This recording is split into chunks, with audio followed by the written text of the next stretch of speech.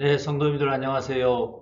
오늘 수요신학 강좌 네 번째 시간입니다. 오늘도 지난 세 주에 이어서 계속해서 구원이란 무엇인가에 대하여 공부해 오면서 우리의 구원에 대한 이해가 더 넓어지고 또 필요한 지식들을 얻는 그런 시간 되실 수 있기를 주님의 이름으로 축복하며 또 기도합니다. 구약과 신약, 즉 성경에서 말하는 구원을 한마디로 정리한다 해보면, 다시 정리해보면 악과 고난으로부터의 해방이다, 그렇게 말할 수 있을 것입니다. 구약은 우리가 현실 생활 속에서 당하는 고난, 그것으로부터 해방되는 것에 더 초점을 맞추고 강조해서 구원에 대하여 말했고요. 또 신약으로 넘어와서는 우리가 삶에서 당하는 그 현실적인 고난으로부터 해방되는 것도 여전히 유효하지만, 그러나 조금 더 궁극적인 차원에서의 해방, 그 악으로부터의 자유함, 이런 것에 더 초점을 맞췄다, 그런 말씀을 드렸습니다. 그러나 어찌되었든 성경 전체를 통해서 우리가 구원을 한마디로 다시 정리해 본다고 하면 악과 고난으로부터의 해방이다, 이렇게 말할 수 있을 것입니다. 이것이 예수님이 우리에게 오신 목적이고 또 우리가 신앙생활을 하는 목적인 것입니다. 악으로부터 벗어나는 해방, 영과 육이 다 함께 모두 악의 지배로부터 자유로워지는 것, 그것을 우리가 성경이 말하는 구원이다 라고 말할 수 있을 것입니다. 그러면 이번에는 왜 그러면 우리에게 아직도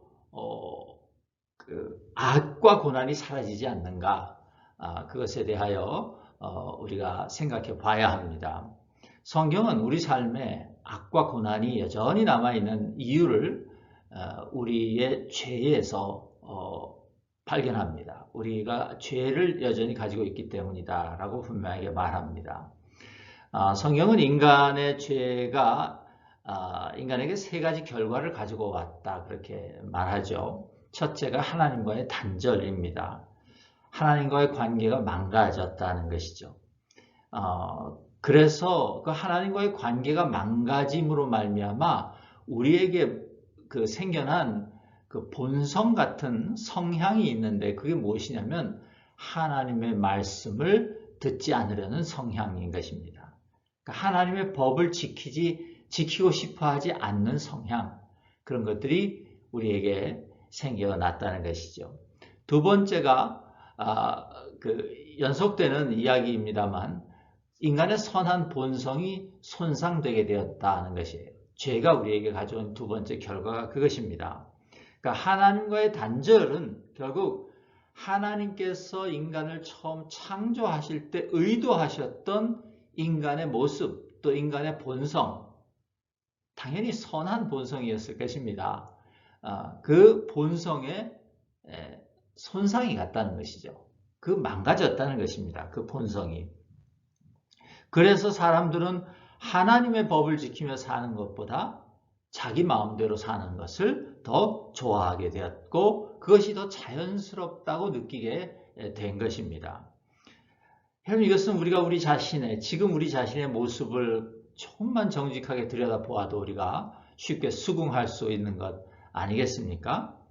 또 세 번째로 죄가 우리에게 가져온 결과는 동료 인간들과의 단절이다, 이렇게 말할 수 있습니다.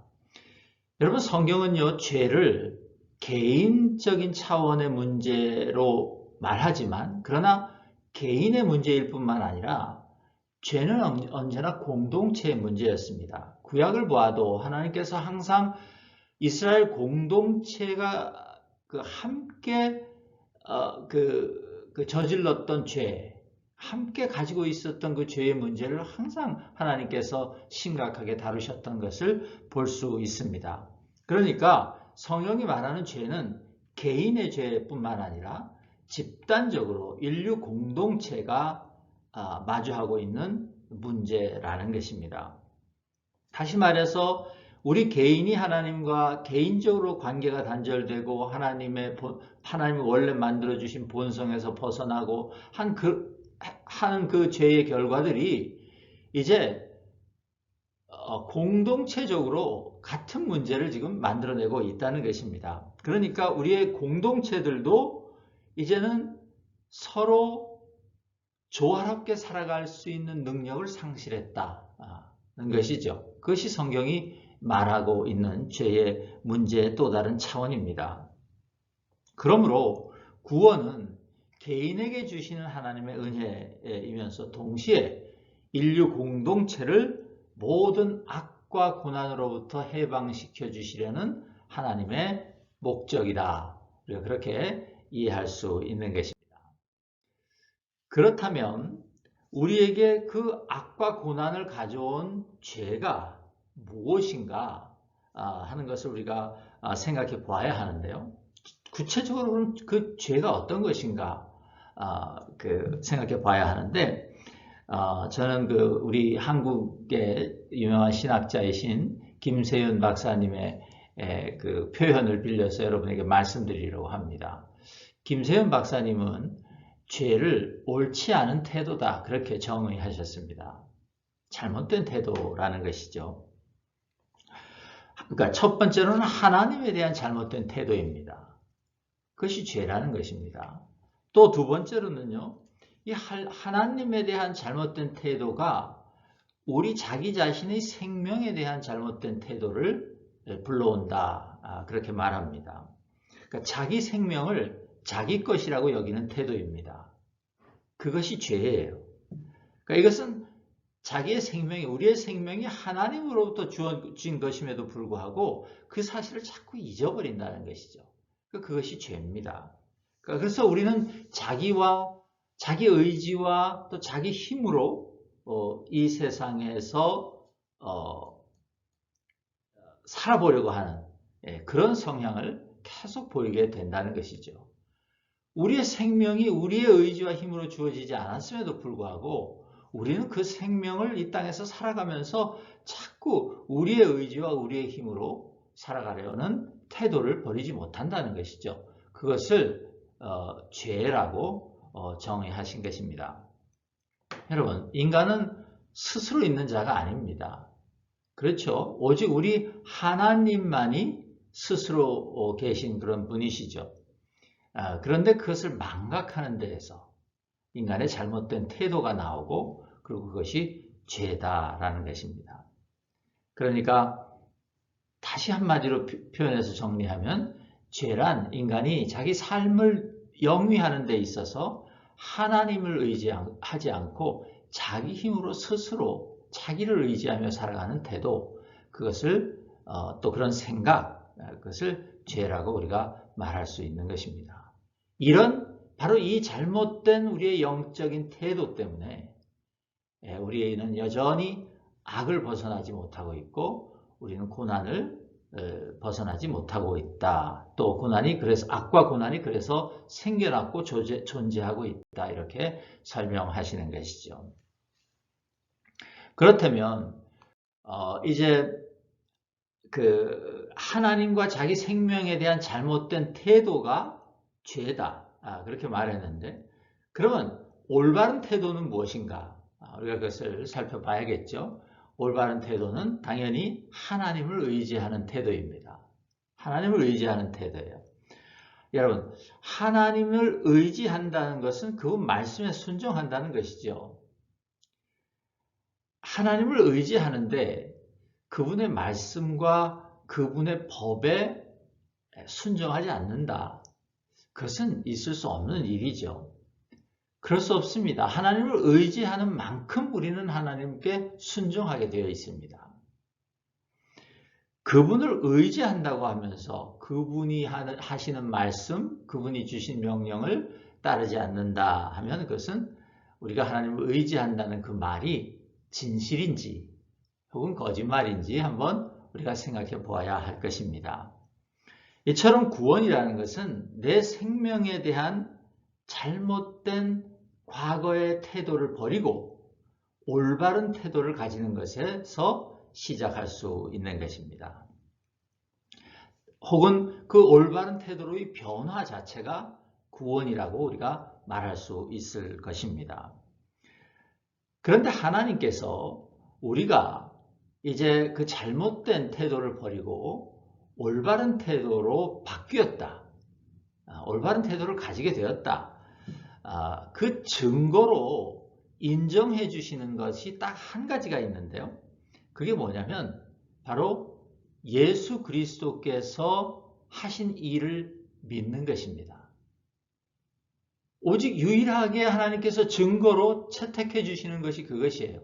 우리가 과거의 잘못된 영적인 태도에서 이제 올바른 그 영적인 태도로 우리의 삶이 바뀌었다. 우리가 바뀌었다라는 그 증거로 하나님께서 유일하게 채택해 주시는 것이 있는데 그것이 바로 예수 그리스도께서 우리를 위하여 하신 그 일, 우리를 구원하시기 위하여 하신 일, 그것을 믿는 믿음, 그것만을 증거로 채택해 주신다는 것입니다.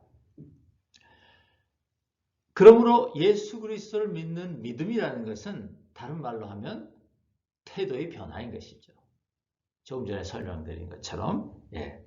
그리고 이 믿음이라는 우리의 태도의 변화가 우리 삶에 가지고 오는 그 결과가 있는데 그것이 얼마나 지대한 결과인지 성경이 우리에게 말씀해 줍니다.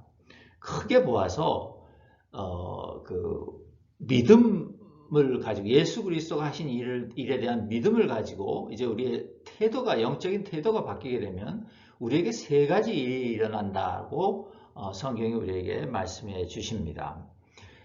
이것을 다른 말로 하면 하나님께서 믿음이 있는 자들에게 주시는 구원의 은혜의 세 가지 차원이다 이렇게 우리가 말할 수도 있을 것입니다.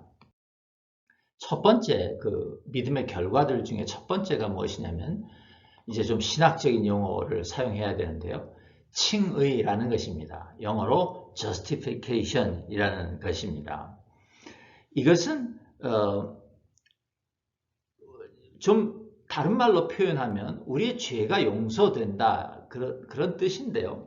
그것을 왜 칭의라고 하는가 하는 것을 좀 우리가 알아야 합니다. 그러니까 칭의라는 것은 의롭다고 칭해 주신다, 여겨 주신다 이제 그런 뜻이거든요. 우리가 예수 그리스도를 믿을 때 하나님께서 우리의 죄를 용서해 주신다 우리가 압니다. 하나님께서 우리가 예수 그리스도를 믿으면 우리를 용서해 주십니다. 그런데 이 하나님이 우리를 용서해 주신다고 할 때 그것은요. 하나님이 화가 나 계시다가 하나님의 감정이 누그러진다. 그런 뜻이 아닙니다. 여러분. 우리가 구약성경에 보면 하나님이 노하시고 막 화내시고 이런 게 있어서 우리가 이 칭의를 생각할 때도 하나님께서 화를 푸신다. 뭐 이렇게 우리가 생각할 수 있는데요. 이 칭의라는 단어는 하나님의 감정이 누그러진다. 그런 뜻이 아니라 하나님께서 우리를 용서해 주시는데 우리의 신분이 바뀐다. 그런 뜻입니다. 이것은 법적인 용어입니다. 법적인 용어. 그래서 하나님의 법정에서 원래는 유죄여야 하는 내가 이 예수 그리스도를 믿는 믿음으로 말미암아 칭의를 얻게 되어서 그러니까 하나님이 우리를 죄 없다 여겨주심으로 말미암아 의인으로 여겨주심으로 말미암아 이제는 신분이 죄인의 신분에서 죄가 없는 의인의 신분으로 바뀌었다 그런 뜻입니다. 그러니까 하나님의 법정에서 우리의 신분이 바뀌었다 그런 뜻이에요. 하나님의 화를 푸셨다 이런 뜻이 아니에요. 그래서 법적으로 우리에게 일어난 일입니다. 그리고 이 신분의 변화는 단번에 일어나는 일이라고 성경이 우리에게 분명히 가르쳐 줍니다. 그러니까 우리는 원래 잘못된 태도를 버리지 못하던 죄인이었는데 그래서 그 죄에 대한 형벌을 받아야 하는 그런 신분이었는데 그 형벌이란 다름 아닌 죽음이죠. 영원한 죽음입니다. 그런 신분이었는데 이제 예수님을 믿는 믿음 때문에 죄인인 우리를 마치 죄가 없는 그런 의인으로 여겨주신다. 법적으로 그것을 그러니까 사면해 주신다. 이렇게 우리가 봐도 될 것입니다. 왜 그렇습니까? 그것은 예수님이 하신 일 때문입니다. 그 예수님이 하신 이 일을 믿기 때문에 우리를 그렇게 해주신다는 것이죠. 그 예수님이 하신 일이 뭐예요? 우리가 받아야 될 형벌을 대신 받으신 것입니다. 그러니까 우리의 신분이 죄인에서 의인으로 바뀐 것은 공짜로 일어난 일이 아닙니다. 그냥 아버지 하나님의 감정이 누그러져서 일어난 일이 아니라 그 말이에요. 그 일은 예수 그리스도께서 십자가에서 우리를 대신하여 형벌을 받으셨기 때문에, 값을 치르셨기 때문에, 대가를 치르셨기 때문에 우리에게 일어난 일이라는 것입니다. 하나님이 그렇게 하실 수밖에 없는 그런 일이었다는 것입니다. 여러분, 하나님 앞에서 우리의 신분이 더 이상 이제 죄인이 아니라 의인이 되었다라는 것을 의미하는 이 신학적인 용어, 칭의, justification 영어로 이것을 여러분 꼭 잘 기억하시기 바랍니다. 아버지 하나님의 감정이 누그러진 것이 아니라 예수 그리스도께서 우리의 죄값을 다 치르셨다, 그런 뜻입니다. 두 번째, 우리가 예수 그리스도를 믿을 때 우리에게 일어나는 일의 두 번째는요, 결과는요, 성화라는 것입니다. 이것도 우리가 많이 들어본 단어죠. 영어로 sanctification입니다. 그러니까 이제 구원은 예수 그리스도께서 하신 일을 믿는 믿음으로 말미암아 죄인이 의인의 신분을 가지게 되는 그런 칭의로 시작했는데, 이제 신분이 바뀌었으므로 하나님께서 우리를 그 신분에 걸맞는, 더 이상 죄인이 아닌 하나님 앞에서 의인으로서의 그 신분에 걸맞는 성품과 삶을 살아갈 수 있도록 우리를 만들어 주시는 것, 그것을 우리가 성화라고 우리가 말하는 것입니다. 그러니까 성화는 과정이지요. 칭의는 예수 그리스도를 믿는 믿음으로 단번에 일어난 일이라면, 성화는 이제 그때부터 시작해서 우리에게 계속 일어나고 있는 일인 것입니다. 그러니까 구원이 지금 우리에게 계속해서 일어나고 있다라는 것입니다. 그리고 이 성화의 과정은, 이것을 다 통과한 후에 이제 우리는 이 세상의 삶을 다 한 후에 죽음 저편으로 넘어가서 거기에서 이 성화는 완성에 이르게 될 것입니다. 죽음 이후에 우리에게 어떤 일이 일어날 것인가? 그것은 이제 우리가 이 구원에 대한 공부가 끝나면 나중에 우리가 다시 자세하게 좀 살펴보게 될 것입니다. 분명한 것은 예수님께서 인간이 이 세상에서 사는 삶을 한시적이라고 말씀하셨으며, 또 영원한 삶과 영원한 삶 속에서의 궁극적인 행복을 소망하라고 우리에게 말씀해 주셨다는 것입니다. 예를 들어서 마태복음 5장 29절과 30절 같은 경우를 보면요, 이런 말씀이 있습니다. 만일 내 오른 눈이 너로 실족하게 하거든 빼어서 내버리라. 네 백체 중 하나가 없어지고 온 몸이 지옥에 던져지는 것이 유익하며, 또한 만일 내 오른손이 너로 실족하게 하거든 찍어내버리라. 내 백체 중 하나가 없어지고 온 몸이 지옥에 던져지지 않는 것이 유익하니라. 그런 말씀이 있죠. 예. 그 다음에 세 번째로 이제 이루어지는 일이 이 영화입니다. 여러분, 이것은 이제 너무 방대한 주제라서요, 또 깊은 주제라서 오늘 다루진 않겠습니다만, 이 영화는 이제 우리가 영광스러운 존재가 된다는 것입니다. 성화의 과정을 다 거쳐서 이제 마지막에 하나님께서 온 세상을 죄인과 악인들을 심판하시고 이제 이 피조 세계를 완전히 새롭게 하실 때에 우리가 예수 그리스도와 함께 사는 영화로운 존재가 된다는 것입니다. 그것이 성경이 우리에게, 믿는 자들에게 주시는 궁극적인 소망인 것이에요. 이 영화도 나중에 우리가 살펴보도록 하겠습니다. 그러니까 오늘 구원을 지금, 그러니까 예수 그리스도를 믿는 믿음이 우리에게 주어지는 세 가지 결과는 칭의와 성화와 영화다, 이렇게 우리가 정리할 수 있는 것이죠. 네, 오늘 우리가 함께 생각해 본 것들을 잠깐 정리하고 말씀을 마치겠습니다. 구원은 성경이 말하는 구원은 악과 고난으로부터의 해방이다. 것이고요. 그 악과 고난이 우리에게 있는 그 이유가 무엇인가? 우리의 죄 때문이다. 인간의 죄 때문이라는 것이죠. 근데 그 죄란 그러면 도대체 무엇인가? 하나님에 대한 우리의 태도, 또 자기 생명에 대한 우리의 잘못된 태도. 그것이 죄다. 것이죠. 근데 이 죄, 그러면 이제 우리가 올바른 태도로 전환해야 하는데 그 하나님께서 인정해 주시는 유일한 증거, 우리가 잘못된 태도를 버리고 올바른 태도를 이제 가지게 되었다라는 유일한 증거, 하나님의 법정에서 증거로 채택될 수 있는 유일한 것, 그것이 뭔가? 예수 그리스도가 하신 일에 대한 믿음이라는 것입니다. 그것을 믿는 것이.